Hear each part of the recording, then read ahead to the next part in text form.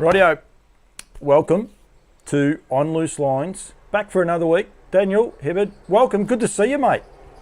Yeah, good to see you back in the studio. It's been a bit hard to be in the studio the last few weeks, so yeah, good to be back. And we can already have a precursor. Next week's going to be hard as well, because you're going to be at Shepparton and calling Shep Trots. Short calling Shep Trots next week. Busy, very busy week next week, but you're kicking off with Shep Trots next Wednesday night, which should be a good card, I think. It will be a good card. It always is at Shep. I think good racing at the minute. Full stop everywhere you go, isn't it? It is. It's pretty competitive. It's not easy to win a race. That's the good thing about it. It's not easy. You've got to have a good enough horse to be able to win races. It doesn't matter if it's a 30 to 40 raider or an up to 50, which seems to be one of the harder grades to win. You've still got to be primed to win races, which is good. Yep, definitely. Right, you had some news last week. I knew about the news. You wouldn't give it to me. You were swore to secrecy. I was going to make sure our feed's up and going, which I'm sure it is. But just for the people out there in Facebook land that may not have seen it through the GRV website post, what we did and all the rest, pretty exciting news for you, mate, going forward as a race caller. It is. It was sort of. I told a few people. Told obviously the family. Told a few people at work, and then our good colleague Troy Harley told me to zip it until Saturday night, which is what I did. And we announced it on Saturday night that I would be calling the Melbourne Cup for greyhounds this year. So got the next few weeks of preludes. Got the preludes next Thursday night, next round of preludes. The following fortnight is the next round of preludes and the shootout, which is the Sandown shootout, which is the 4-dog winner take all race. I think it's 25,000 to the winner. So that's a really special race. And then the following 2 Fridays, the heats of the Melbourne Cup, the heats of the Bold Trease, which is the distance race, and then the following Friday is the finals night, Melbourne Cup. Over $1 million of prize money being given out on the 26th of November, so the day after my birthday, one of those big birthdays that it is, and but looking forward to really grateful for the support that I've been given by not only Sandown, RSN, and I did thank a lot of people there on Saturday night for their support and their help in getting me to this position, and looking to repay that faith over the next 6 weeks.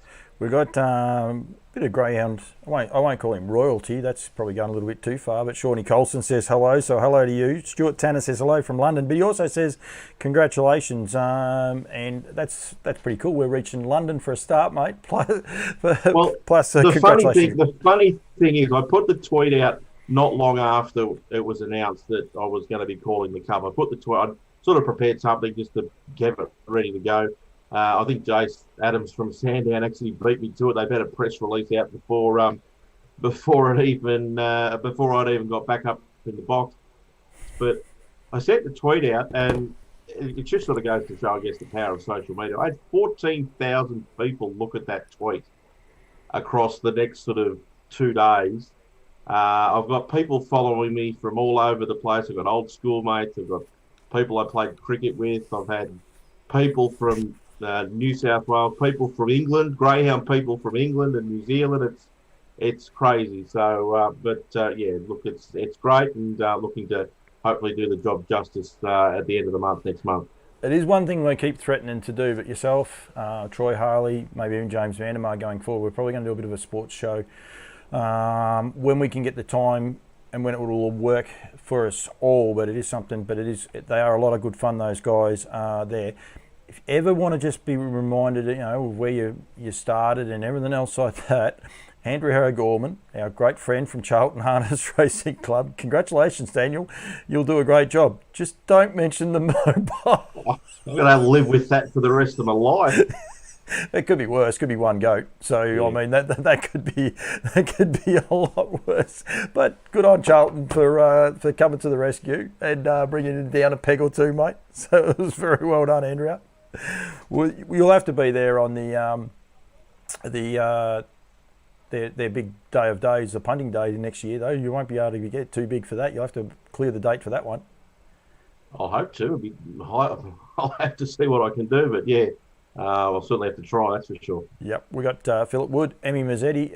Emmy's become a real consistent viewer too. I must say, well done to Emmy too. There's a lot of J&M Mazzetti pace trot races right around the countryside. I know working Kilmore the other day there was one too, and I as an industry participant I really appreciate it, and I'm sure a lot of the rest of us do as well. But we've got quite a few people on. Anyone that's on and wants to drive the agenda, we don't have a big agenda tonight. Myself and Daniel, I've got a few things I've got to cover off for some of my supporters, some of my sponsors and the likes. But there's not a lot. There's no stand tenders open at the minute. Everything's just closed right up, Daniel. Oh, very, very quiet. It's we're full of stuff for about 3 or 4 weeks, and now we've got nothing to show. So give us something. Come on, we need something. On last week too, just two things with the Classic Connection. I will get to that. We did go an hour earlier. Consistently, I'd like to go 7 o'clock. The weather forecast at Ballarat, thankfully, was 1 hour out. They actually said, they did say it was going to open at about 8 o'clock, 9 o'clock that night. And then on the day, they said it's going to start raining from 6. And I'm like, these guys are killing me. That's why I brought the show forward that 1 hour. I planned it like to be that hour when I saw the weather. You should have seen us trying to pack the car. It just unloaded. But it was unbelievable. And of course, it was wasn't it a great story in the end. So actually, Charlton, we better... Yes, Andrea, Alexander, sorry, we will definitely get onto those. The Trotters Derby heats, I'm working that weekend, and I've had a sneaky little look at it. But I've got to get on the Charlton winner Use the horse this week before we go too far. So it's at 7:30. So our New Zealand people tell us off. So they've got about 20 minutes to go. $15 the win, $10 a place. Regal Breeze is the horse. Esme Avery, I don't know Esme, but I'm assured that I may, but I'm not 100% sure. So last week, anyone that didn't tune in last week or didn't see it because we did go that little bit earlier, Greg Norman had to tip a horse and its name's just escaped me. Jim Luby gave me a hard time about forgetting going to Google. Actually, I can't tell you. What was that horse's name? The trotter? I can't remember. Yeah, you got me. I can't remember what it was. She won anyway, but so he tipped that. So we had the raffle draw for Classic Connection. Ray Cross gets that, and then there was no pressure because Greg Norman goes and tips that horse as he's tip, and as it says here, he collected $115, which was awesome of Greg. If you heard the race, it was 40 metres behind. There was only one horse behind it, and that was the odds-on favourite. Damn Lucky, more or less, he didn't say it couldn't win. He didn't do a Bill Collins, but he just said it's going to struggle. And anyway, it ended up getting the chockies. What a brilliant hour and about 15 minutes for Ray Cross.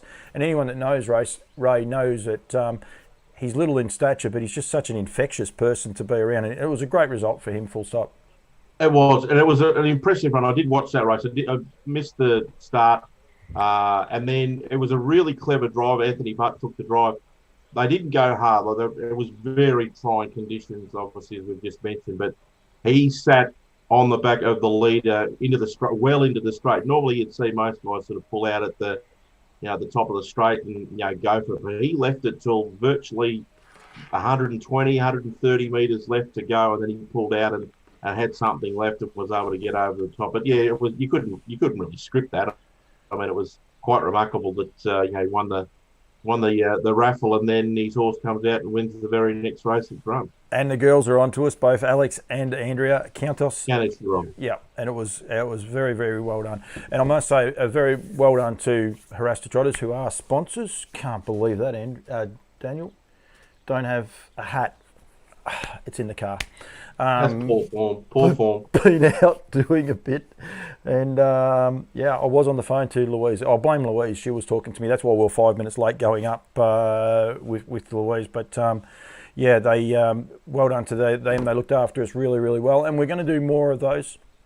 You and I might end up at Charlton over the summer break on a Wednesday night, maybe. Andrea will be in on that, I'm sure. We organise it. We can come up there and promote what they're doing at the same time, Marco Ayres telling me to do one job at a time. Thank you Let's very get a hat. Get your hat. You've got to get your hat organised. Thank you very much, Harry. Harry actually owns a share in Belittled, so I think he's still a little bit happy right at the minute after Monday night at Swan Hill. So you leave the cheek to me, thank you, Marky. I'll worry about that. I'm getting these ones saying follower anniversary. I don't know what that means, but anyway, Stuart Tanner, Andrew O'Gorman and Mark O'Hare, you've got some follower anniversary, so I don't know exactly what that means, whether it's good or bad or not for the connections. It is a different one. It's been some good racing. The racing's really starting to hot up. The 2-year-old trotters are really coming to the fore. I've actually got one of the sponsors' products here, and I'm going to play it over the top of us while we go, and I will stroll it a bit quicker, but this was Cravache Dior at Kilmore the other night. It was huge. I tried to clock this 2-year-old trotter running 57.6 its last half. I'm just going to show you this where it misses a kick, and it's a harassed to trotter run, but harassed to trotter horse. But just the way this horse wins, when I did Trots Vision the other night, Daniel, they actually showed the back straight footage of it, and it was 60, 70 metres behind him. Now, they didn't go hard, and you can see there that he's galloping, and once he pops out of this screen, you don't get to see him actually again, but what I'll do is we'll actually just scroll it forward, and there he is. How's that for going? We're a lap behind. Now he is going down the back straight there, past it. He's getting into 5th right about now, and just went terrific. I love the run. Just the excitement level about some of these 2-year-old trotters and the way they're going at the minute, it's just brilliant, isn't it? Yeah, it is. And that was a massive run. And it's obviously, a very, very nice horse going forward. But certainly when you get to those, the bigger races, he's not going to be able to make mistakes like that and expect to be in the finish. But it was a really, really big performance there. And obviously the 2-year-old race at Ballarat on Friday, Saturday night. Saturday, yeah. The Tatlow. Look, I think he's probably Plymouth Chubb. I think he's probably the best one of the lot this year. I mean, he's only lost one race and he's been really dominant in a lot of his runs. But he was impressive there on Saturday night. Did you? I did an interview with Grant. I don't mind blowing my own tyres up. I'd like to say I don't, but I don't mind blowing them up. But I didn't know the story behind his first race start. Did you actually listen to Grant's interview about him? No, I missed it actually. They were involved in a car accident where a truck I don't know if the truck flipped. I better be careful. But it was a bad enough accident that stopped traffic everywhere on the way to Melton that night. And they vetted him when he got to the track. Everything seemed okay. But Grant said clearly everything wasn't okay that night. He galloped. I think he might have galloped twice. Yeah, he could very easily be unbeaten, and wouldn't that just be a great story for harness racing? Mine, I think it's still a great story. I mean, the only time he's been beaten is not by a horse on the track. It's basically a car on the way to the track. So, yeah, he's a lovely, lovely horse. And I know, and Grant alluded to it in there, they had a few issues between Stall and Ballarat, and for him to win the way he did, yeah, he's going to be an excitement machine for a little while to come, that horse. Yeah, he is. He's a beautifully gated looking trotter. When you look, particularly when he's coming up the home straight there, I mean, he just looked to be doing it so effortlessly, and he's going to be the big player in all the features coming up. Obviously, the Redwood, and then the Breeders' Crown and the size. I assume he's eligible for the Breeders' Crown, but certainly the back end of the year he'll be really competitive, and you'd expect him to be one of the favourites in those races. Brilliant family too, just a family that keeps winning, and it's got pacing bred back in it again. Another interview I did with Pat Driscoll, where we take things for granted, but when someone like he turns around and says how lucky we are in Australia that we can breed to paces or trotters and really change our breed up, we've got to be able to really enjoy it. While we're on Ballarat, Queen Elida, the Oaks win. I don't know whether Bengals was going to beat it or not. A little side note on Bengals, has had 4 starts at Ballarat, galloped every time. Horses for courses, I'd be very wary of Bengals next time she goes to Ballarat. That's for sure, because it's a bit of a worry. But Queen Elida was really, really good. It's tale of two stories there. You've got one horse that in Bangles it's probably not as smooth as you would like, and you've got to have kid gloves, I guess, driving her to sort of make sure that she stays in the gear. And you've got another one like Queen Elita, who Alfred seems to be able to basically urge her as much as he wants and be confident that she's not gonna break. And she's just really, really tough. She just will not let anything get past her. And like, yeah, for sure and certain, I thought Alabama Ursula was going to win the race once Bangles had galloped. But she's just so tough. 28-2, they only were at 30 on the way home, but there was a fair bit of speed on in there that middle half. So no surprise to see it a little bit slower that last quarter. But yeah, really not. I mean, it's a good group of fillies, those 3-year-old fillies.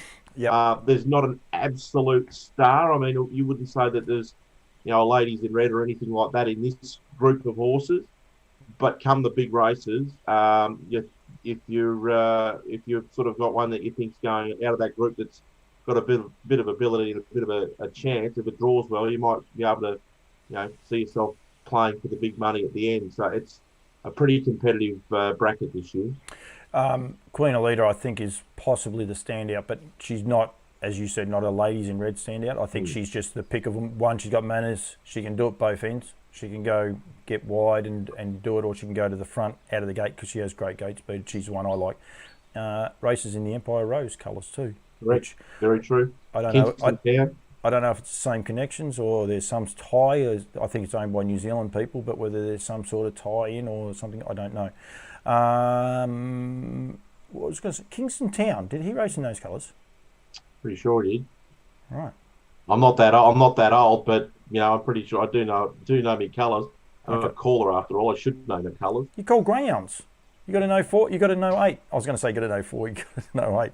Listen, we're talking about trotters. We're talking about the Oaks. Red Hot Tooth's retirement Curry Males is on. Well done, Curry. If you're there, congratulations on what's been a stellar career.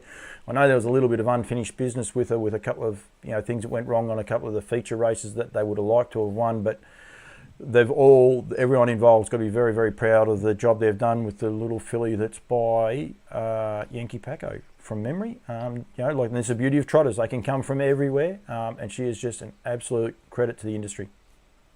She was just a real honest type. I mean, you could just back her with confidence, particularly if she was, on that front line because of her gate speed. She was always a threat to be able to get to the front and lead. And I mean, she's earned a lot of prize money for connection, so they have to be wrapped. And she'll obviously go. You would imagine go to the breeding barn, and they'd have a good match lined up for her. So. Hopefully the story can continue down the track. Yeah, it'd be interesting to see who they actually do breed her to, because she's got a good kitty now too, and it will be a lot of fun. I must also say, Daniel, well done to the VSTA as well for the overnight. Al Morrow is actually on, and I think what they're doing is really, really good. They're getting behind a lot of things too, so well done to the VSTA. Quite incredible. She actually won. I just brought it up on the screen. She actually won $500,000. Yeah, which it's quite remarkable. She won 100 starts for 25 wins and 31 placings and just 525,000 in stakes. It's a miraculous record for a really good filly. I don't suppose you can look at how many Group 1s. She's got, I think it's 5 or 6 Group 1s from memory. It says Group 1. Oh, I went the wrong way. It says Group 1 winner, but I don't know whether it'll tell me. I did a More Than a Horse with her, and her Group 1 record is outstanding. It's something. I think she won her first Group 1. I can't remember exactly all of it. I'm going off the top of my head, but yeah, it was pretty impressive, the amount of Group 1s. Yeah, I'm trying to track it down and see if I can. No, don't stress. Yeah, it's okay. I'm just looking through it. She was she won a Group 2 race at Menangle that I can see clearly on the screen here. So she was obviously always racing it. She won the New South Wales 4 and 5-year-old trotters final twice. So she must have won it as a 4-year-old and a 5-year-old. 5-year-old. And I'm just trying to see where else. She won the Breed for Speed Gold final. Yep. So that's probably one of those wins. She won 2 Oaks. from memory, New South Wales and Victoria. No, New South Wales actually came fifth. Yeah, and she didn't win the Victorian one either. Actually, that's right. That might have been the anomaly. Might have been the Oaks. Might have been the anomaly with her. But just a brilliant mare. She won the night. She won the night pistol at Cranbourne, so there was a big win there, and the Breed for Speed Gold final. So yeah, some really good. And then of course she competed in the Dominion as well. So she's always taking on the best. And then and how could I forget? She won the George Gaff at Shepparton. I think she might have actually won that twice from memory. I've got two fingers up. I'm agreeing with you. I reckon it was twice. Yeah, yeah. So she loved racing at Shepparton, that's for sure. Yeah, no, she was, and just a lovely little mare to watch, and more affectionately known as Sally. So yeah, really, really good story there. Is that one? I have to do some. I'm going to do some stuff now for Nutrien. Right? I've got the Nutrien hat on. So they've got their.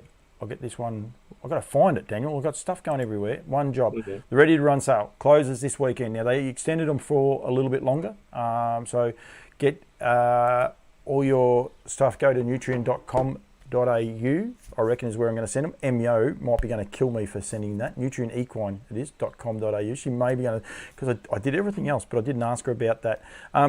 Ready to Run sales, they get a bit of bad publicity and all the rest. People say, oh, they're half cooked and everything like that when they're going along. Couldn't recommend. Tim Doherty sold one last year for the sale. It won the other night. Let Us Trot. It won its first start.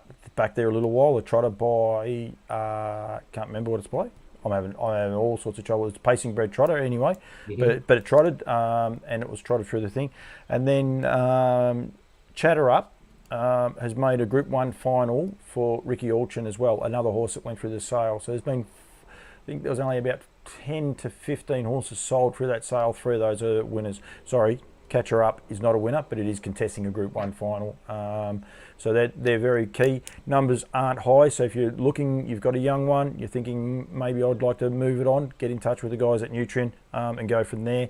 They're going to have a summer sale. We should have a competition. I'll get in trouble for this. We'll have a competition, what to call the summer sale. But there's going to be another online sale that will be over the weekend of the 3rd to the 6th of December. Their commitment to, they're going to actually run them every season change effectively. So people wanting to move stock on can be a hard time, Daniel, for a lot of people in the industry trying to rehome stock sometimes, or try and advertise that they're for sale. So just remember that at the start of every season there will be an online sale, and entries will open on the 27th of October. So another week or so, and the entries will be open for that one going forward. And then also their sales entries, I got to rewrite when I do scribbles, mate. I got to rewrite it, otherwise it doesn't make sense.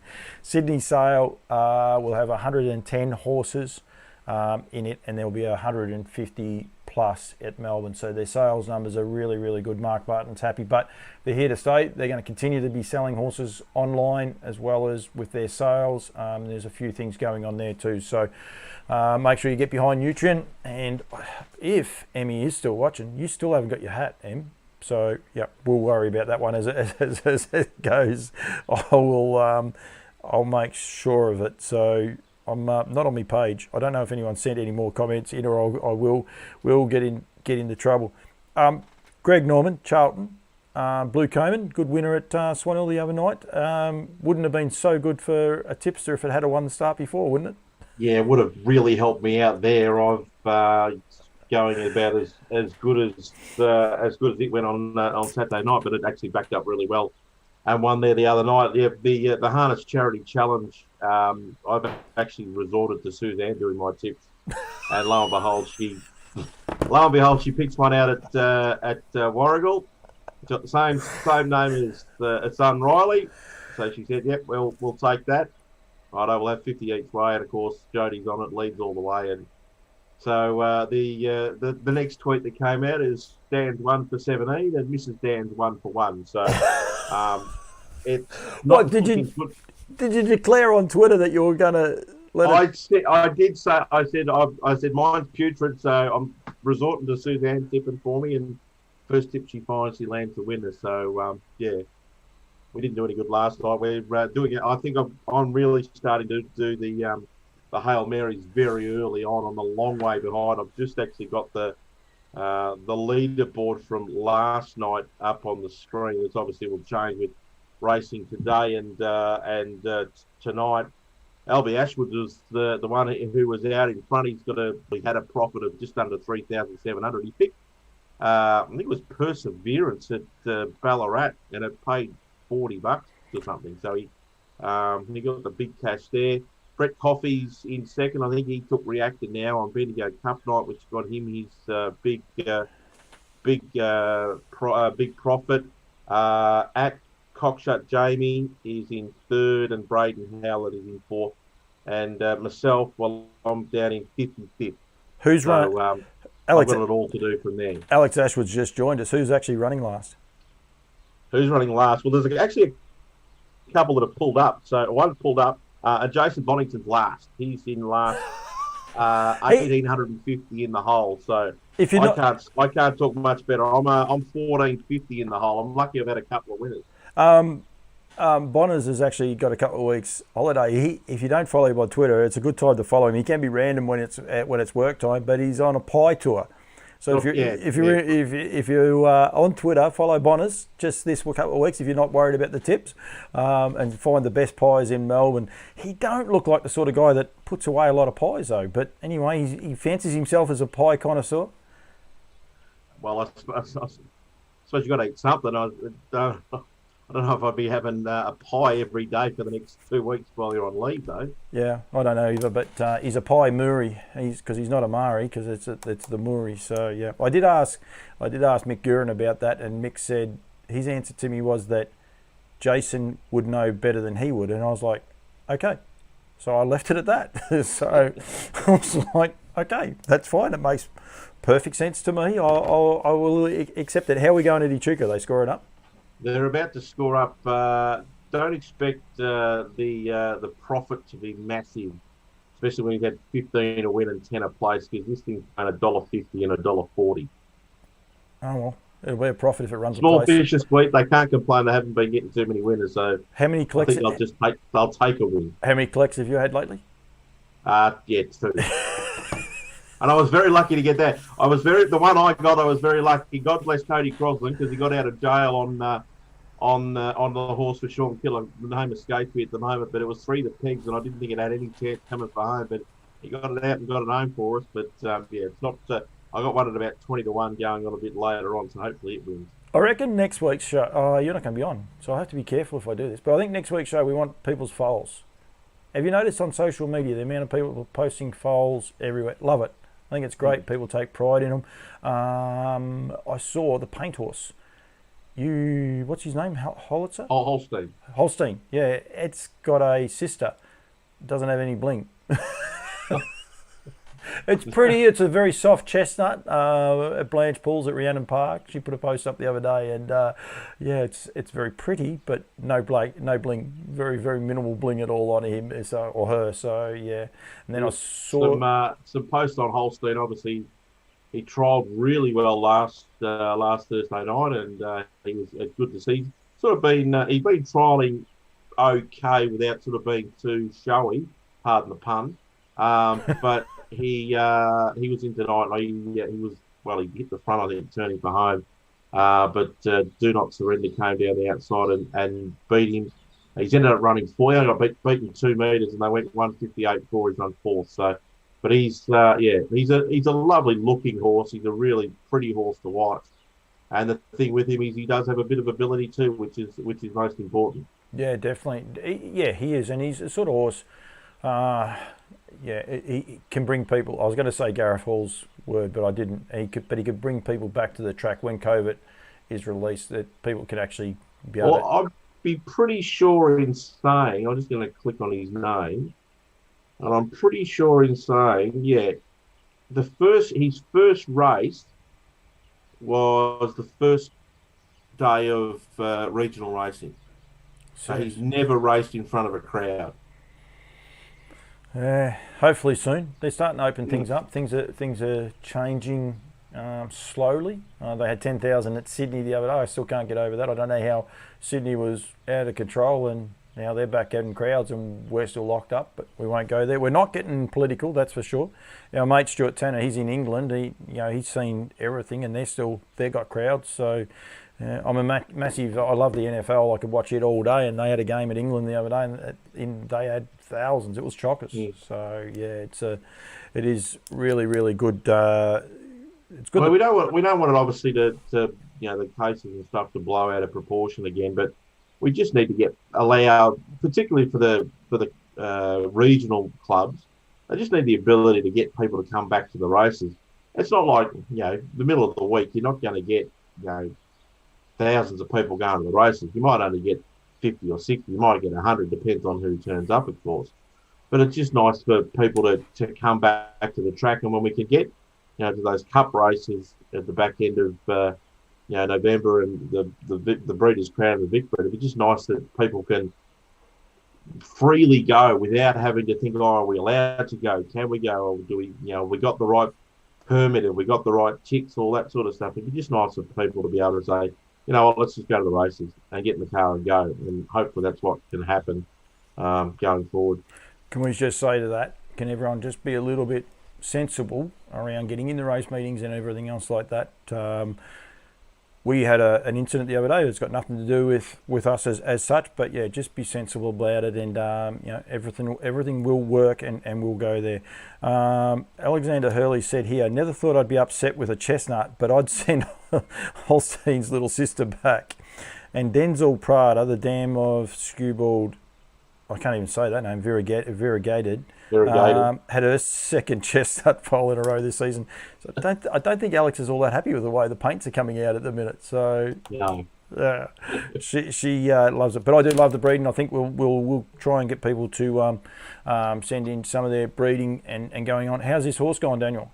It won, and it only just won. It's ended up paying $1.60 and $1.04. So small profit. It's okay. Small profit. They got their money back and a little bit on top, but it just got home.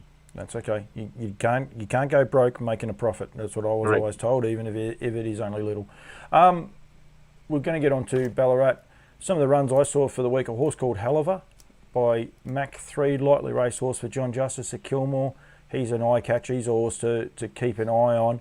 I don't think there's a lot of races for him. He's not Vic Bred eligible and he's not Breeders' Crown eligible, but yeah, really, really nice horse that won very, very well at Kilmore the other night. And unfortunately for Connections that raced at Kilmore, we had a win a bit later on in the night. Oh, the rain. The forecast was for about 5 to 10 mil, and this cloud just sat over the top of Kilmore the entire night. I don't think it moved. It just said that'll do me. So yeah, and go from there. I didn't see that one. I just got a private message that I won't repeat. And just for the record, I didn't. So that person will know exactly what I'm talking about. And I'll go from there. What were you laughing at, Daniel, son? I just saw Andrea's comment there, we'll take the profit. So they're obviously very happy with about, I can't quite work it. It's probably only about $5 or $6, but I guess I'll take it. Absolutely. I reckon we'll do that one day. We'll work it out at a time, even if it's over the Christmas break. We'll end up at Charlton. We'll get Andrea sitting there alongside us. That'll be a fair bit of fun.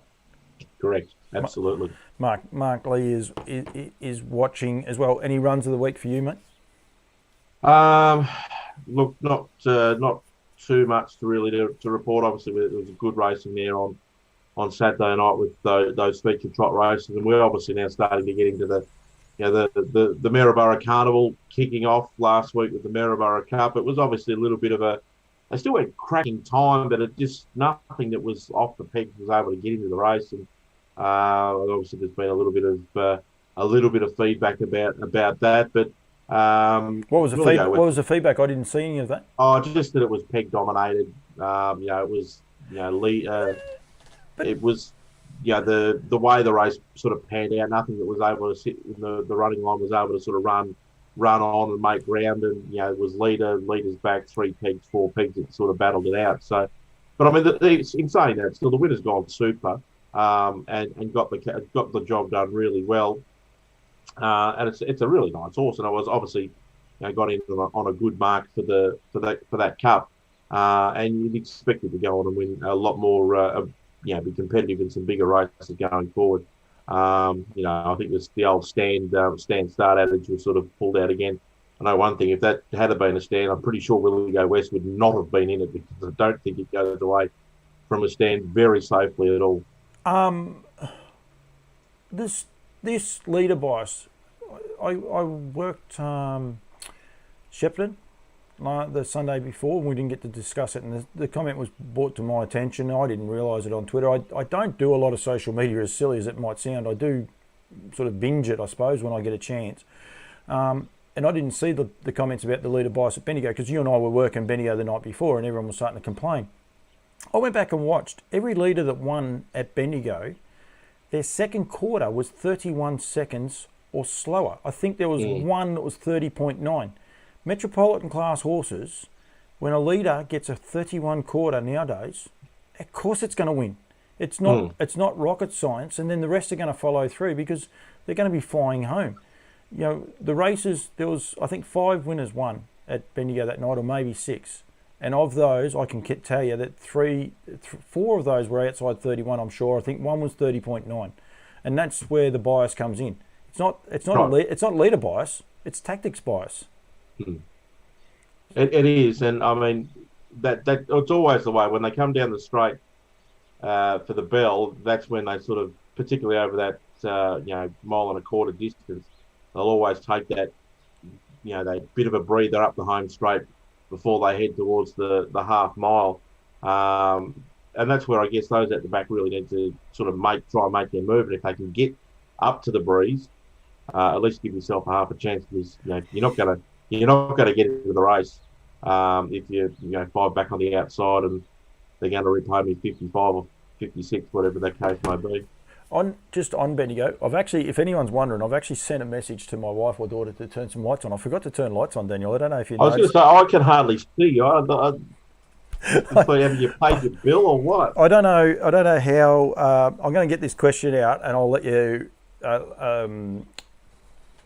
answer it. Just at Bendigo the other day, talking to Troy Harley while we're still on Bendigo. Dan Andrews, I was going to say, Dale Brown won't be happy when I say that.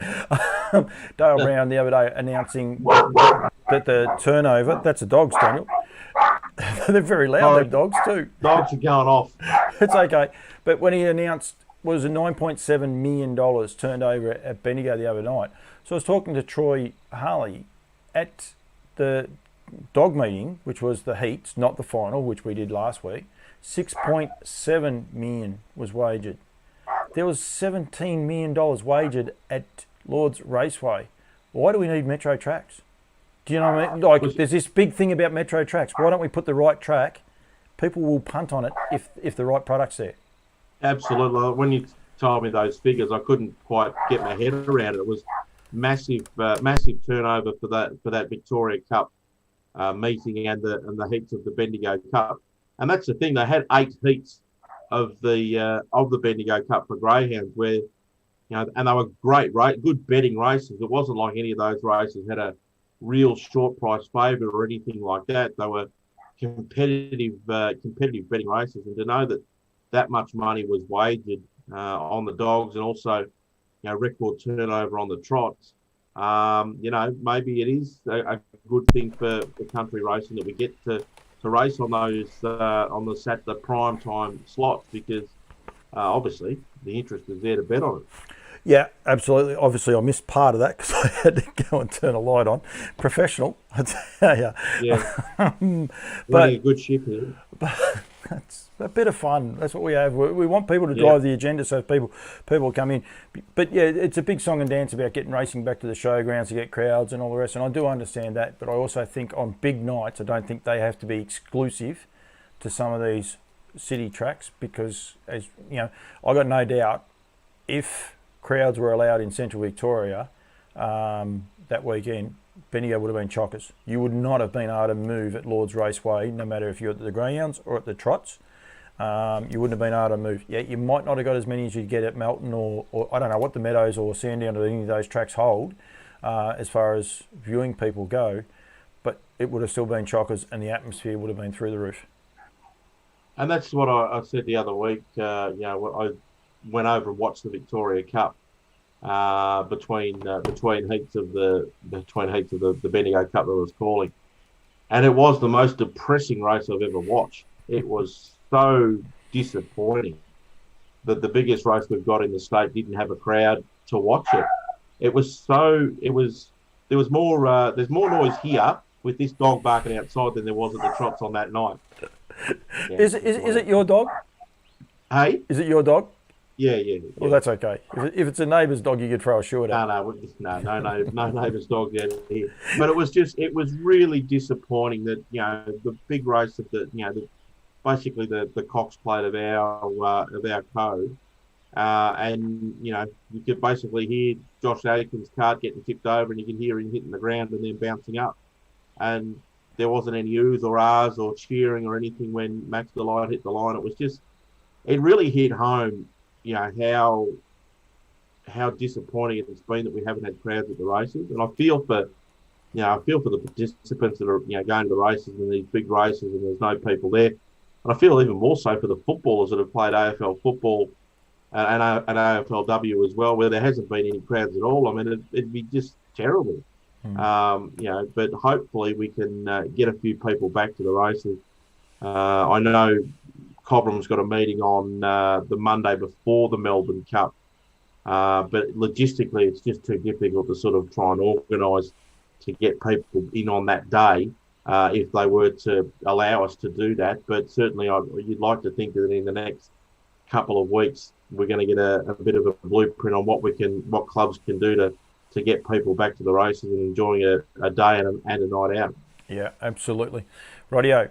Big couple of meetings coming up in the next couple of days, Daniel, and I'm not actually sure what. I think I better.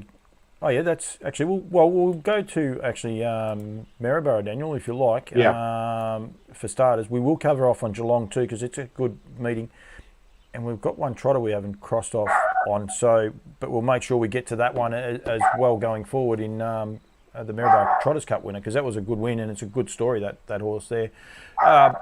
Keystone Lodge, I don't know. 2 Wells. Okay, so it's a South Australians. Philip Wood's on there, so that's actually very, very good that they're sponsoring here at Maryborough. They've got traditionally this was the consolation because they used to race Friday, Sunday, but they're not doing that meeting now. So this will be I suppose a couple of these horses will be trying to make the Redwood Field for the 2-year-old trotters. Just a bit touchy. We were saying there before about Blanche Pool. And that they bred just a bit touchy. It's a very, very interestingly named horse. That horse, I can tell you. I'll give you the hint. It's by Father Patrick. Just a bit touchy. That's all you have to start working about. It's not going there. I'm not going there.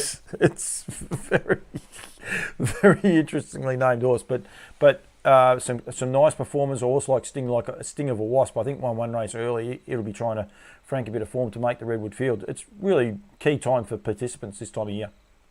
Yeah, and this is you've really got to basically put your face in front of the selectors, I guess, to try and get into that into the Redwood, and no better time than winning a race a week or so out from the big one. So it's a nice 2-year-old race, and the stand will obviously be the interesting factor there. Look, I saw BB Baroque when its race 4 starts ago, and it looked very impressive on that occasion. It's been good, and it's been good since. Yeah, it's chasing. It has, yeah. And obviously Courage Stride's got some picket fence form there as well. So it's got to come off the 20. So that'll be the interesting part of that. But it's a good opener to the card there on Sunday. The second race, I'm actually going to have. It's by Love You. The Love Yous, Louise Toolman made sure I've got to mention those. They've done a great job. Aleppo TMO out of Aleppo Midas, beautifully bred filly by Love You out of a sundial mare in Aleppo Midas. So it'll be. Oh, now I don't know how to go back, Daniel. I'm very clever. You're in trouble now. As to everything I do, but I'll get there. But it's having its first start. That's a nice little 3-year-old race there, though, isn't it?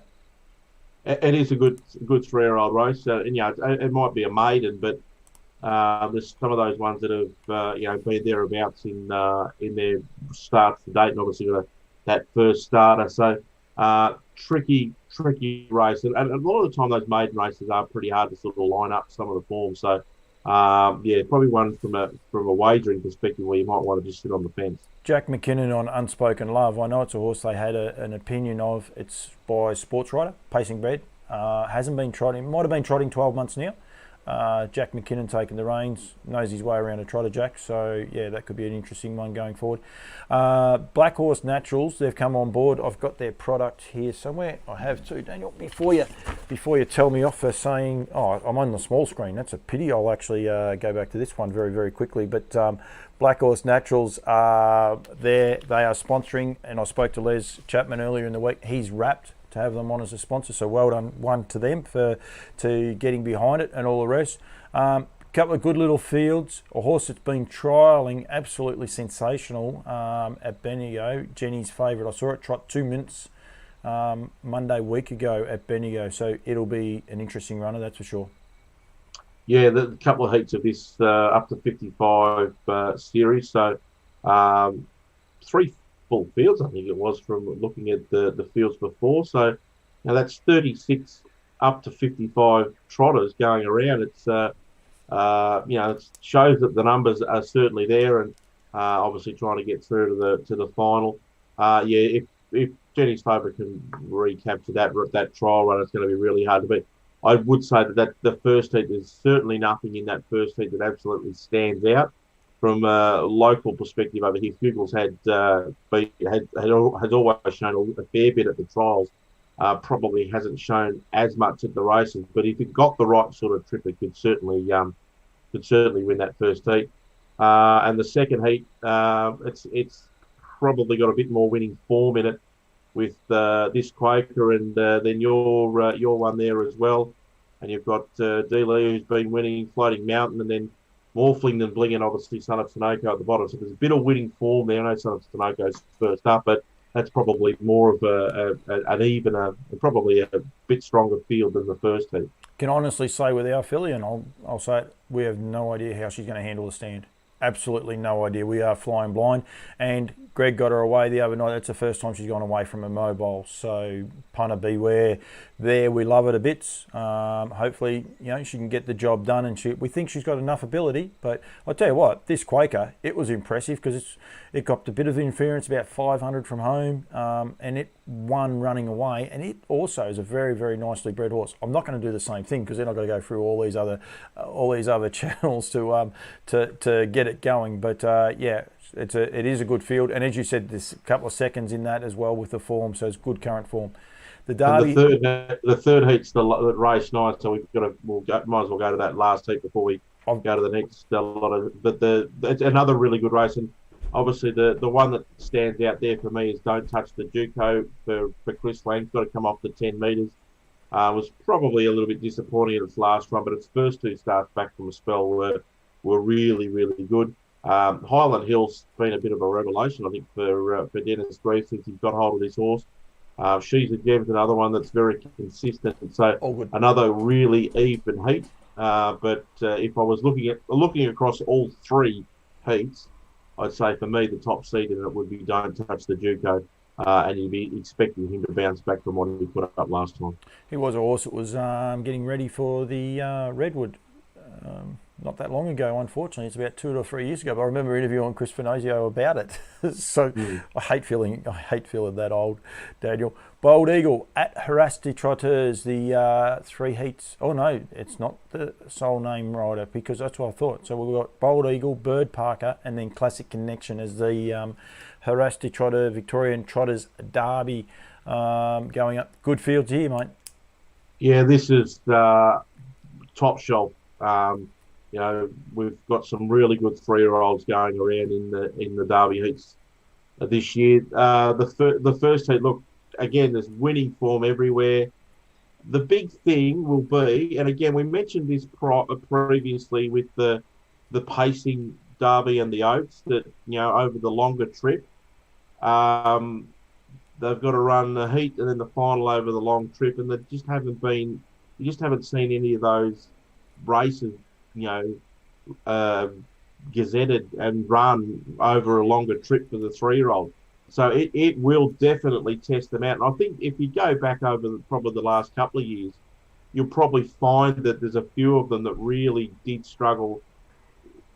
They got through the first one, but then they get to the final, and that really knocks them around that second run in a week to make to run the 2600 in the final.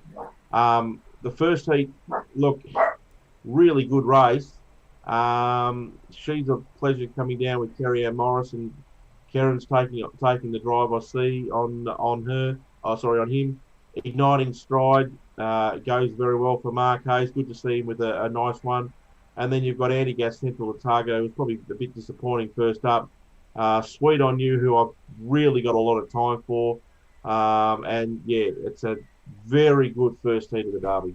I reckon you missed two. Sunita's Strength went terrific in the Oaks in Sydney. Got the trip. She was a little bit unlucky. She was sort of pocketed away and got out late and really found the trip. And I know she's a filly, but James Herbertson's elected to take her. But an eye catcher at Kilmore the other night was Three Bros. It found the line, and I reckon James was just driving it just to make the line. Whether he can win or not, I don't know. And of course, Kai Valley Hacienda was awesome in winning at Kilmore as well. So I think they were three very, very nice runs. Good mate of mine, Dennis Bice, he's actually by Love You as well, Maestro. So good luck to him. He bred her. He sold the last couple of the progeny at the yearling sales as well. So good luck to him. But Sunita's Strength was really good, I thought, in the Oaks, given that she drew 13. So she'll certainly benefit from a better draw here. Actually, threw her in the quaddie that I put out on the radio here on 1FM every Saturday morning. I put it in there. She was about 50 to 1, I think, but I thought if she got the right sort of trip, she could certainly get into it. Obviously, she was a bit too far back, but it's a really even heat. Looking forward to that one. The second heat, look, again, you've got really good winning form throughout there. Webster Hall's been going superbly. What's Up Majestic down from New South Wales. Utopia, who had the boom on him as a 2-year-old, and the horse there's two horses that I really do like, that having seen them here at the trials at Shep a number of times. One's Loxley Lover, who, despite the inside of the second row draw, it'll probably suit it. And the other one's Marengo Bay, who I dead set reckon 2600 is going to suit him down to the ground. He's a lovely type of horse. He won from I'm pretty sure, if I just click on the right button, I'm pretty sure he won from barrier 13 at Shep last start, after galloping at the start, and they went 2-3.6. He just keeps going at the same bat, and I reckon if he gets through, if he can qualify for the final, he's he's a definite each way play. Probably be a decent quote, but I reckon he's a nice horse going forward. And I think David Jack's got the brothers, Marengo and Moreton Bay, both going really well. But that's a really good heat as well. And of course, Cameron Maggs with Super Services going terrific as well. Works with Dave, so they get along well. Bromwich is a terrific trotter. Webster Hall, we talk about breeding. Okay, so we go for, we talk about breeding and love our breeding. If this was a thoroughbred, this horse would start at $1.50. Been out of Cookie. It'd go through the sales for about 4.8 million. Because it's out of Cookie. Now, Cookie, the further they went, the better Cookie got. So, if you go by breeding, as I say, the thoroughbreds, they go for the flat tracks and all the rest. But Chris Finozio, he didn't draw all that well in the race before. Yeah, he's done something seriously wrong. Kai Valley Hacienda and Who's the Man? I think Who's the Boss, he got beat in his derby, but I reckon he ran second or third as well, so he was a relation to him. But yeah, Chris Finozio has definitely done something wrong to the barrier bloke. 2 sevens. It's you don't sort of see that too often, but if he can get through, hopefully he gets the red box in the final. The rubber, the green, the other way around. You reckon? And Brilliantissimi is the third of the Derby heats. The Elder Barons are ganging up on each other here. Bangles, as I said, didn't handle Ballarat at all. Olivici, this is a good field, mate. This is a hot field. I actually forgot the one too. Well, that was the one I was going to mention. This Mufasa Metro, there's sort of John Justice has sort of picked up 2 really nice ones. Have you mentioned one hell of it before? And this guy, I think he was the run at Bendigo. He interviewed before the race that I heard. He was in the home field. He was sort of a bit coy. He didn't sort of give too much away. But 80% fit, he said. You could sort of tell that he sort of thought this horse was pretty good, and when they raced that he won 57.9, it sort of thought, okay, this guy is pretty good. Cracking field. When you look at the Olivici, who got beat last start, you've got one overall who comes across from New Zealand, had 21 starts for the 5 wins, coming off a win in 2 minutes at Addington at its last run. So it's obviously been in good form. It doesn't get the nicest of draws. Bangles is probably the more interesting one, and that whether she gets the trip, I'm not sure. This is a tricky heat to work out. But if I was going to have a play, I'd be thinking Mufasa Metro just appeals as probably the one to beat given the draw. And the interesting, it goes from having won that race at Bendigo, which was over the sprint trip. He's now got to run an extra lap, so that's the other take you've got to have on it as well. But from what he did at Bendigo, he'd be hard to beat from the pole. 2 horses for mine. Zeus, Aldebaran Zeus. I think he'll eat the trip because he's just a big, strong horse. I think he will. Alex Ashwood's horse there, Taylor French takes a drive, Parisian Artiste. Don't know if it's good enough to win a derby.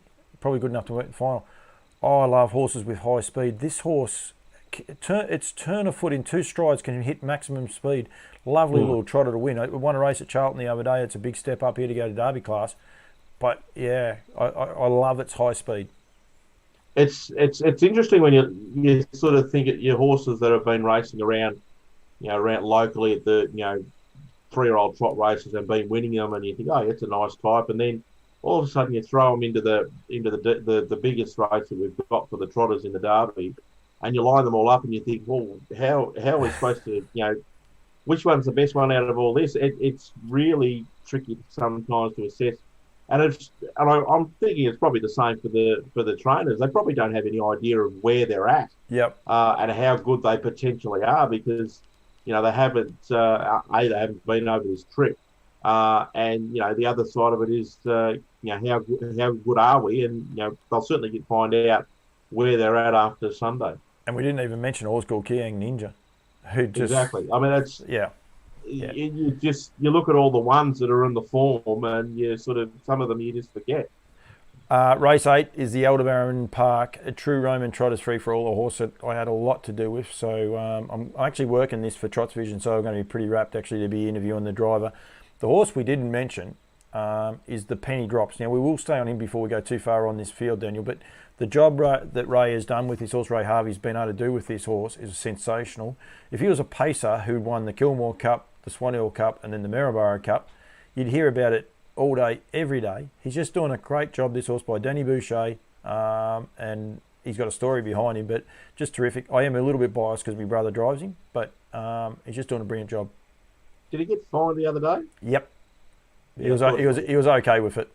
Yeah, well, you don't care when you win a cup race, I guess, but yeah, absolutely, just flying. Like, and you say it's weird. You say flying, but it's more dour than flying. It's just tough. You're not going. It's not going to go out there on a 56 or a 57 half. It's just going to keep going at the same, probably 29, 30 second bat the whole way. And if it's good enough to win, it's good enough to win. And the last 3 runs, it has. It was interesting. Probably might have his work cut out this time. Then. Oh, they're just experimenting because they're going to take him to the Inter-Dominion, and that they know that the longer distance standing starts definitely suit him. Grant said in the interview I did with him, he said when he got up outside Chris said to him, "Here we go again," and just I love these battles that horses can have. Robbie Royale and him are just having with each other. It's just, I just reckon it's great. Chris this time's probably got a stronger arsenal in his side with Wobbly, but isn't it? It's a great field. You've got Cover of Darkness there coming up. Is that a bid? Mark Hughes' horse flying. They're going terrific. You've got Penny Drops, who no one's going to know how to line that form up because he hasn't been back to a short distance mobile for a little while either. So if he scores up, goes away, does everything right, then goes to the death, or if he makes a 3 wide move, do they grab hold and let him go? Or because it just throws a few it's a good field. The trotters are sensational. I love the way the trotters are going at the minute. Yeah, we've got so many good class trotters at the moment. It's really really good to see. This is a good tough race to sort of work out. at first glance, you'd sort of look at it and you say, oh, probably Majestuoso is probably the one that you look at and say, okay, he's probably got the best form. Second in his last start, beating a Pimple by Pink Galars in the Bill Collins Mile. But he probably hasn't looked absolutely bulletproof his last few runs. I know he's won 2 out of 3, but he just hasn't looked super. And obviously that third 4 runs ago. But if at his best, he's probably the best horse in this race by a fair way. But Cover of Darkness is a really nice type. The trouble for him is that he's right at the top of the ranking points already. Like he's 101. 101. He's a 4-year-old. Like it's tough. It's really tough. But I think he's at his best. He'd certainly give this race a shake. Wobbly's first up from the break, and again at the best give this race a shake as well. And as you said, he's at a bid's probably the one that from his first or last couple of runs has been really, really consistent. So it's a good race. It is a very good race. A couple of stables that go a little bit unheralded. Mark Hughes is at a bid and Just Believe, and then also Alison Alford, Wobbly and Sleepy. They don't get their names up in lights a lot and all the rest, and neither of them chase it. But there's some great trainers of the trotters out there. You've got the Aikens, you've got Emma Stewart, which is great to see them having these fast class horses. They've got Utopia in all trotting day, and they'll have a truckload of horses there, which is good for it that our premier trainer has embraced the trotters. But then you've got someone like a Ray Harvey whose horse has got the best form. That's a part about the trotters that you just really, really love. So, and I'll probably get Howard down for the best form. He's got the best. He's like 3 wins is what I'm going for. The figure form is his. And the cups. That's the thing. They're cup races. Yeah, that's right. Majestuoso's probably been racing in tougher races. But just 1-1-1. Just that's a full house. Doesn't matter what it is. So, that's fine. We've done that race, and then the last race is the Sky Valley at Aldebaran Park Trot, a 56 to 69 race. We've already got one Group 1 winner in the race. It's a good field. I'm Daddy Warbucks. I don't know where he's at. He's a bit of an enigma. I see Chris Lang's back driving him. Blue Coman's in, mate. We might have to have another punt. He's, possibly a good chance in this race off the front row. There's another one that's a very even field.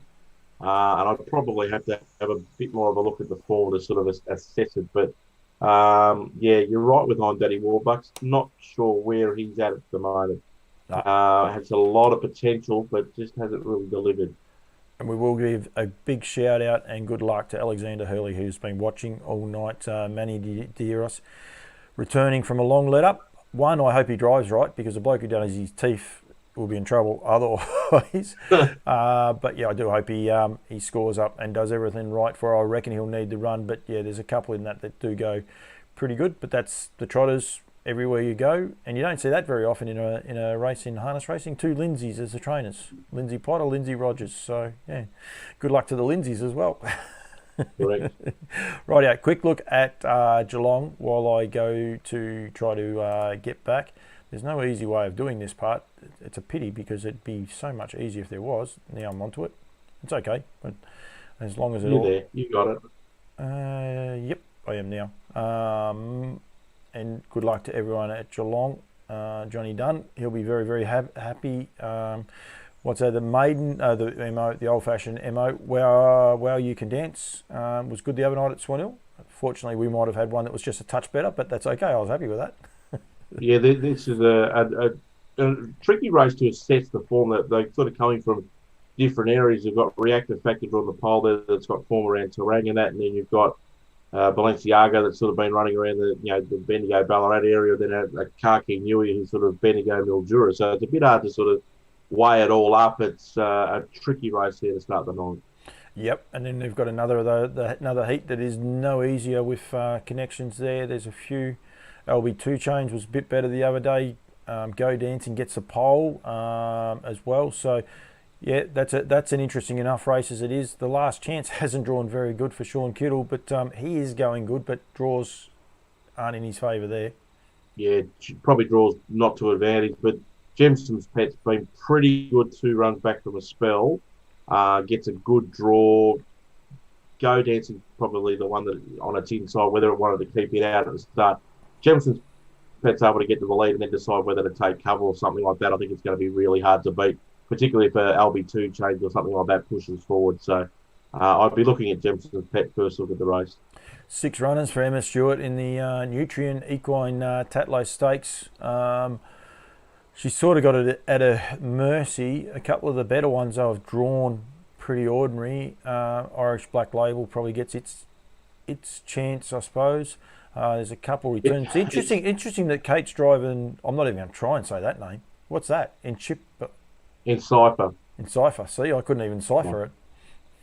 Well, it's the one. Now, I'm just bringing it up on the tab. I did see some things on Twitter about this. In Cypher opened up $11 on the fixed odds. It's now $2.50. Wow. It's it was crunched. It was actually Mitchy Sidebottom's tweet that I read, and he said you've got to get up early to get the price. And yeah, this thing was crunched. 11's into 250.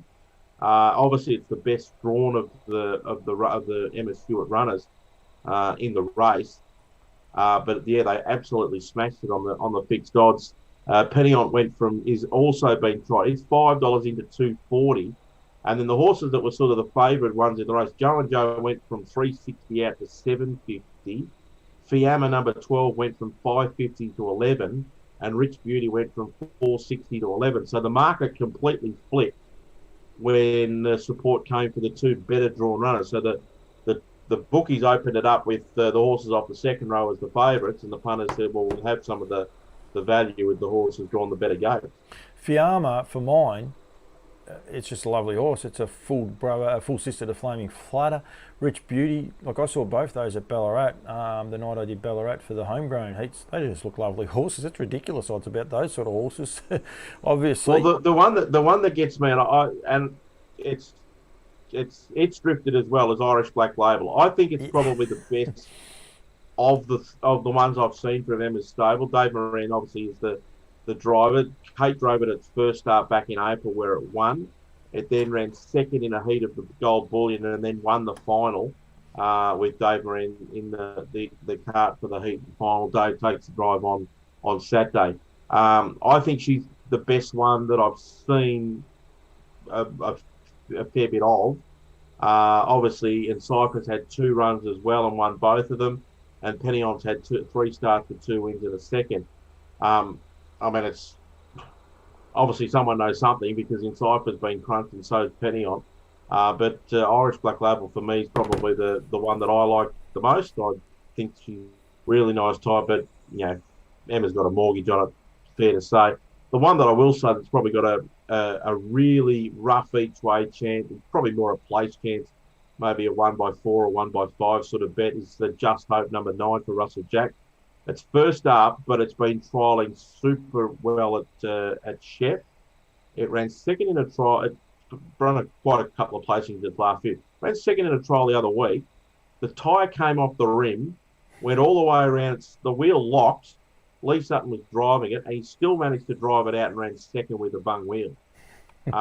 Just super run, and they did go time in that heat as well, at that trial as well. So can it win it? I don't know, but I'd certainly be having a couple of bucks a place on it if it's at a decent quote, and having a look at the fixed odds on it. It's at 34 and 5, so it's probably a fairly good each way play. Patsy Valentine is a horse to follow, even though it won't even get a start in that race, and I'm not saying it can win that race, but she's a lovely filly. Just tries so hard for the Aikens, does it? Never seems to run a bad.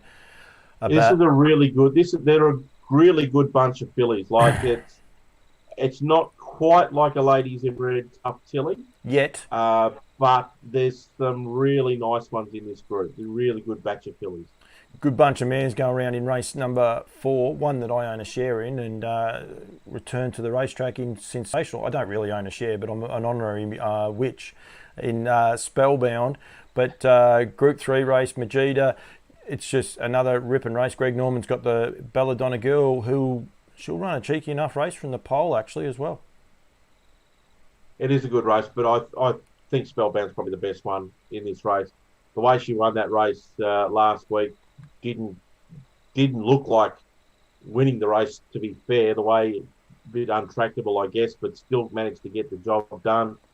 Will benefit from that performance, and I think she's probably one of the best mare going around at the moment. She's not certainly the greatest of all time or anything like that, but of the mares that are going around at the moment, I think she's at the top of the pops. There's another one going to go around in the Geelong Cup a little bit later. Not a bad mare either. Comes from the same camp. Yeah, well, you're probably right. I probably did. But she seems to take on the boys more than she takes on the girls. He's also got another one in his stable called Better Twist that they reckon goes okay from New Zealand. Fair enough. Nathan's got a fair breed. Dave Miles' two runners were terrific. I think the Pantheus is probably still his best winning chance of this, but they were good the other night chasing her home. She was there to be run over though, and they couldn't get to her. So I tend to agree with you. I think what do they say? Whatever beats her wins. Well, which is a silly statement, but anyway, I don't think she'll be getting beat myself. So, another interesting race there with Pacifico Dream in that field. Made the Victoria Cup field, and then can't make the Geelong Cup. Strange, very strange. I actually haven't seen the Geelong Cup. So is that true or not?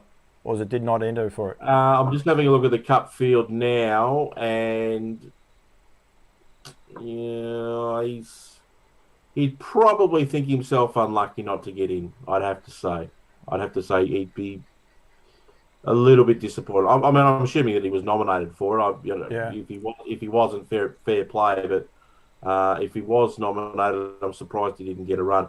He's going to be really hard to beat in that race. I mean, he's run 11th in the Victoria Cup, but he was pretty much stood on his head coming up the straight when Malcolm's Rhythm galloped. So, he was never going to play a part in the finish. Look, he's probably the best horse in this race. Got the worst draw, though. He'll need a bit of luck, but at his best, you'd expect him to win. If he wasn't nominated for the Geelong Cup, it nearly means he shouldn't have been in the Victoria Cup, which I don't think he should have anyway been first up. His run wasn't terrible, but it would mean it wasn't great. And then if he was in the Geelong Cup, if he was entered for the Geelong Cup, he should have been in it. It's a strange one that he's not in it, if you know what I mean, because if he, by rights, he got checked. If he was good enough to be in the Victoria Cup, surely he's good enough to go into the Geelong Cup. There was a couple of nice horses that missed out on runs in the Vic Cup who would be a bit miffed seeing that, I reckon. I don't know. But anyway, Major Bob is a horse from New South Wales. Max Delight, the video I did for HRV, they put down that it was Malcolm's Rhythm. That's actually incorrect.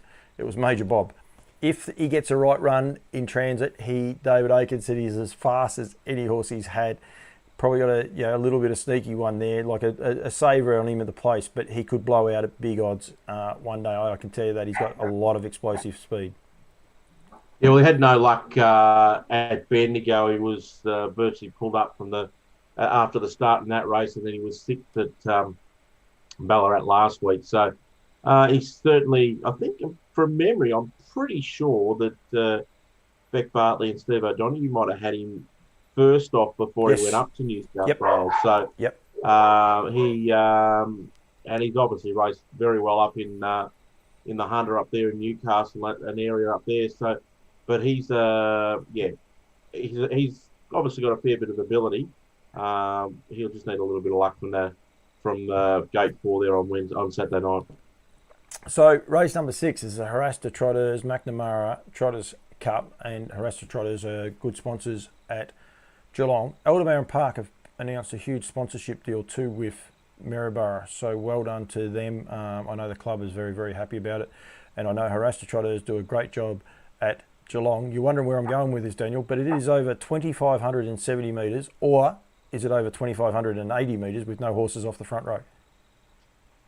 It's 2,580 because that's where they shouldn't take in the mile rate from. I was taught that very young. in the timekeeper's box at Donald. There is no one off the front, so the official distance should go out 10 metres. But anyway, it's one of those weird little anomalies. Nice field.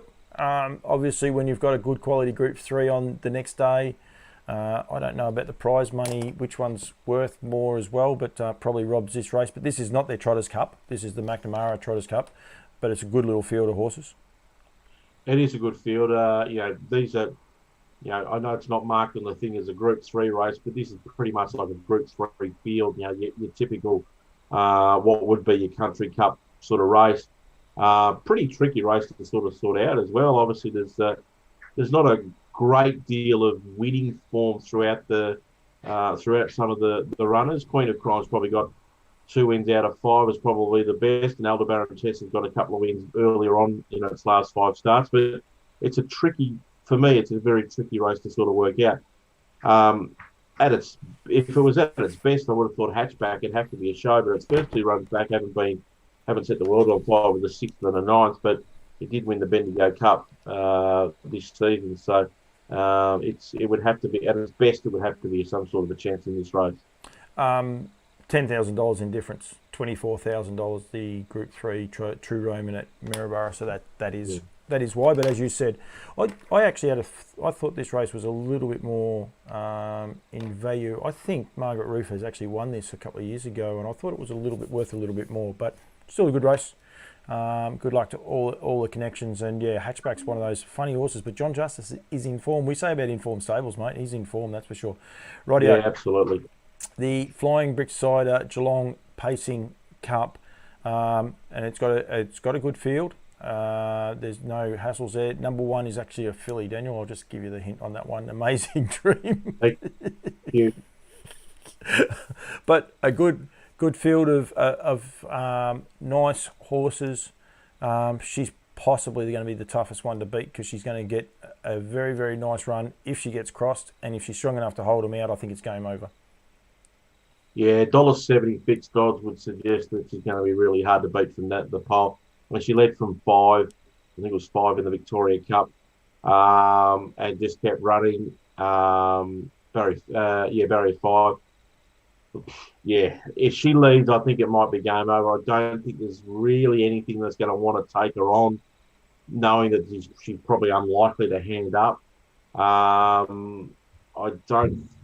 Torrid Saint's probably the only one that you would think would probably have the speed to try and cross, where the Glens just would want to put the handlebars down. I'm not too sure. If he did happen to get to the lead, it would sort of change the outcome of the race a little bit. I still think Amazing Green's the best mare in that race, or the best horse in the race. And you've got horses like General Dodge, who I didn't think was too bad in the Cup and out to play as well. They've got bad draws to deal with, which makes it really difficult. The one that has been sort of specced on the fixed odds is number 9 Tango Tara. Now it's drawn 2 on the second row, but it's $10 into $5.50, and with the emergency drawn 8 and likely to come out, it then comes in to follow Amazing Dream. So I think that's why it's been there's been that support, thinking that if Amazing Dream holds the lead and Tango Tara's on its back, that it might be a show of out sprinting it at the finish. It's been in pretty consistent form and gets the right sort of draw. So it has to be some sort of chance, but it's hard to go past Amazing Dream. Yeah, good luck to everyone packing Tango Tara for mine. He's a lovely horse, but yeah, he's just one of those sort of horses right at the minute. 4 big men become a brother the other day. I see there's an Art Major full half brother to him, born the other day at Blanche Pools again. Of course, she puts all these pictures out. And General Dodge was good at the Victoria Cup, because you've got to realise he would have lost 2 to 3 lengths. He was never going to win by any stretch, but he was gone. But he wasn't gone as far as what he got beat. I think once that interference happened, he definitely got beat a lot further. So, yeah, if that was a 5th or 6th, people would say he was quite serviceable. And yeah, he's going to be one of the main dangers if he can get the right run in transit and be able to use that electric speed at the end. Well, he only got beat 16 metres in the Victoria Cup, and I don't, apart from obviously the ones that copped that bit of interference with Malcolm's Rhythm, there was nothing that got absolutely walloped in that race. So. They went super time, so you had to be on the pace. You had no chance if you were, chasing tail from the back. But he was commendable in that race. And again, if he gets the right sort of run and he's left for that sprint, he can certainly run over the top. The benchmark for the 2-year-olds goes around in the Nutrient Equine Tatlow Stakes, race number 8. In Catch a Wave, he is well and truly the benchmark. But what a great field, 13 2-year-olds taking part. That's a big field of 2-year-olds, isn't it? It is a big field. And again, we sort of, we said about the fillies before there's no ladies in red or, Tough Tilly amongst those one. It's a really even bunch. This one's much the same. They're all with the right sort of run. If they're all leading, I guess, they can all sort of, make sure that it makes it harder for the ones behind it to chase it down. Beachville is the favourite for Emma and Dave Miranda at $1.90. It's been $2.90 into $1.90 on the fixed odds. Catch a Wave's $3.60 into $3.20 in the early markets. So they're the two major players there. He's Charlie's Angel. Obviously, he had that massive win at Cobram on debut. Then won a heat of the homegrown. Was third in the final. I thought it was commendable in the final. I think he's just going to get better with racing. And he's at $9. He's the next fourth pick, $7.50 for Kafaji, who's drawn outside of the second row. But look, it's a good race. Again, you hold judgment on these 2-year-olds until the back end of the year when we get the bigger races. But certainly from what I'm seeing, Beachville and Catch a Wave are the two that probably that stand out. Particularly Catch a Wave's last performance was really strong, and I'd expect driven with a bit of cover, He's Charlie's Angel would certainly be a chance if there's a bit of speed on up front. You'd imagine Beachville, Interest-Free Beachville and Catch a Wave are all going to come out and try and see who can get to the top. He's Charlie's Angel is going to be sitting just behind them. Whether that ends up behind, whether you drop to the fence, maybe you wouldn't know. 1-1 could even end up in the death if they do a little bit of all swapping around without doing a lot of work. So he's going to be a chance. See Charlie's back on too. So good luck, Charles. I'm going to just not even go there with that one. I'll just leave that alone. But I'm glad she's back driving. Officially, I'm glad she's back driving, and it's all good. I was going to be a bit cheeky, but I would have got into trouble there for sure. Allied Express 3-year-old classic for the 3-year-old fillies. Rip and field of fillies here. The interesting runner in this one is Better Twist for Nathan. First up for Nathan Purdon. Yeah, it's a good race. Obviously, not seeing ladies in red, and a couple of those ones that were in the Oaks as well. But it's still a really good field. Better Twist obviously has got the picket fence of form, 17 starts, 12 wins, and 3 minors, and just under $500,000 in stakes. So speaks for itself. The draw is probably going to make it a little bit interesting though. Barrier 12 over the mile and a quarter. Of the other locals, Beach Music certainly has been a really good performer of late, winning the first 3 runs back from a spell, including a heat of the Oaks. And I thought she was good in the final. I think that Ladies in Red was just better. So you can't sort of take anything away from her. So expect her to run well, even though she has got a second row draw as well.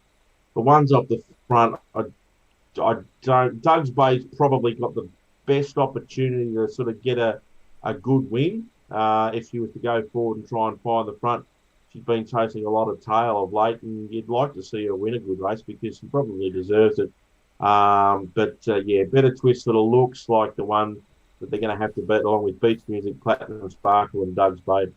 And then the last race is an 80 to 89, which has got a nice lot of horses in, and the mighty Struve. We won't even go there, Daniel. We'll leave that field. We'll leave that field alone. He is a fair income enigma, mate. That's a little bit of a wrap. It's going to be a big weekend of racing. We've covered off on most things. I'm just going to check to see if we've had any more communications going forward. What's your calling duties, mate, this week? I'm off to Healesville on Friday morning, and I'll be leaving very early because the first race is at 10:30. So an early start Friday, and then I've got a big week next week. Shep Wednesday, Sandown Thursday for the Melbourne Cup Preludes, and then back to Bendigo on Friday night for another meeting there. So 3 meetings next week. Very good, very, very big meetings. I'm actually live streaming Cranbourne Cup Heats Friday afternoon actually for GRV, but I will be at Maryborough Sunday for Trots Vision, so tune in, myself and Lockie. We'll be 2 kids in a candy store with all those trotters races. Don't you worry about that. It'll be a good day of races. So tune in to Trots Vision. I think the first was 12, so about 10 to 12. Generally we start, and some really big races, 3 heats of the derbies, which is going to be sensational. So I look forward to that. You're not going to be on the show next Wednesday. You might do a cameo, but you won't be on the show. I'm not sure where I'll go, what I'll do. It could pop up anywhere, the On Loose Lines. It could be anywhere. I'm always available on the phone in the com box there at Shep, and people can ring in. People can hassle me if I get a photo finish wrong. Absolutely. I'll put you under the pump anyway. I could do On Loose Lines live from Shep. You could just imagine Macca. That'd just do his head in. He'd be walking around in circles. You'll be fine. No. I'll get Macca on the show. That'd be even more fun. But no, honestly, educational. We're going to keep taking around now. The weather's got a little bit better too. We're going to try and get out and about. In a couple of weeks, I've organised with Daniel. We'll definitely do one live from somewhere and promote some of the businesses that look after me. So off the back of the harassed trotters the other day, it's easy enough to do. We've just got to do it in the right spots. So, all right, mate. Good luck, Hillsville. Thank you. Beautiful part of the world. I expect some photos on social media because you'll be like, wow. Truly. Guarantee it. It is a lovely part of the world. But thank you very much, Daniel Hibberd. This has been a wrap for the On Loose Lines Live. Thank you to everyone for contributing. Good luck to anyone that's racing over the weekend, and thank you very much for joining us.